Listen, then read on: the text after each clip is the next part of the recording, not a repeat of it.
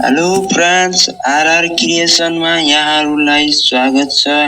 आज हामीले ज्योतिष शास्त्र अनुसार तयार पारिएको सपनामा सुन्दर फुलहरूको बगैँचा देख्दा रङ्गी बिरङ्गी फुलहरू देख्दा के हुन्छ भन्ने विषयमा चर्चा गरेको छौँ। अहिलेसम्म मेरो च्यानललाई सब्स्क्राइब गर्नुभएको छैन भने सब्स्क्राइब गर्न नभुल्नुहोला, ताकि मेरो च्यानलको नयाँ ज्ञान तपाईहरुमाझ फेरि पनि दोहोरिएर पुगोस्। अब ढिला नगरी भिडियो सुरु गरौँ।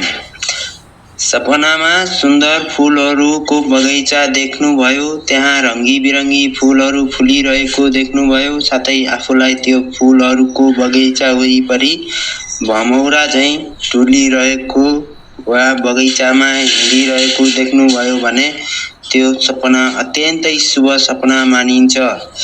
यस सपनाले तपाईको जीवनमा नयाँ मोड ल्याएर आएको संकेत पनि गर्दछ। अब तपाईका दुःखका दिनहरू टाढिएर नयाँ सुरुवात हुने संकेत गर्दछ। यस सपना भाग्यमानीलाई लाखौंमा एकलाई मात्र देखिने गर्छ। त्यसैले यस्तो सपना देख्नुको अर्थ अत्यन्तै शुभ संकेत मानिन्छ।